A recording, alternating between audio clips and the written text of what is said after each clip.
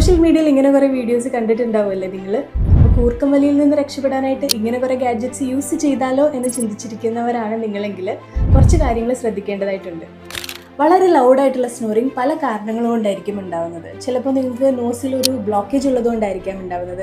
ചിലപ്പോൾ obstructive sleep ഏപ്നിയ എന്നൊരു condition കൊണ്ടായിരിക്കാം ഉണ്ടാകുന്നത്. ചിലപ്പോൾ നിങ്ങളുടെ താടിയിലും ടങ്ങും കൂടെ ബാക്കിലേക്ക് പോകുന്നത് കൊണ്ടായിരിക്കാം ഉണ്ടാകുന്നത്. അപ്പോൾ ഇങ്ങനെയൊക്കെയുള്ള കേസസിൽ നമ്മൾ ഇതേപോലെയുള്ള മൗത്ത് ടേപ്സ് യൂസ് ചെയ്ത് കഴിഞ്ഞിട്ടുണ്ടെങ്കിൽ നമ്മുടെ ബോഡിയിലുള്ള ഓക്സിജൻ്റെ ലെവൽ കുറയാനും ഓക്സിജൻ ഡിപ്രിവേഷൻ വരാനും ഹൈപ്പോക്സിയ എന്നൊരു സ്റ്റേറ്റിലേക്ക് പോകാനും ചാൻസസ് ഉണ്ട്. നമ്മൾ എന്തുകൊണ്ടാണ് സ്നോർ ചെയ്യുന്നത് എന്നത് ഒരു സ്പെഷ്യലിസ്റ്റിനെ കണ്ട് അതിൻ്റെ റൂട്ട് കോസ് ഡയഗ്നോസ് ചെയ്തതിന് ശേഷം മാത്രം ഇങ്ങനെയുള്ള ഗാഡ്ജറ്റ്സിനെ പറ്റി ചിന്തിക്കുക. മൗത്ത് ബ്രീത്തിങ് എന്ന ഒരു ഹാബിറ്റ് നിങ്ങൾക്കുണ്ടെങ്കിൽ ഇത് ചിലപ്പോൾ നിങ്ങൾക്ക് യൂസ്ഫുൾ ആയിരിക്കും. പക്ഷേ നിങ്ങൾക്ക് പ്രൊലോങ്ഡ് ആയിട്ട് ലൗഡ് സ്നോറിങ് ഉണ്ടെങ്കിൽ അതിൻ്റെ റൂട്ട് കോസ് ഡയഗ്നോസ് ചെയ്തതിന് ശേഷം മാത്രം ഇങ്ങനെയുള്ള ഗാഡ്ജറ്റ്സിനെ പറ്റി ചിന്തിക്കുക. So please consult A specialist before using any devices like this.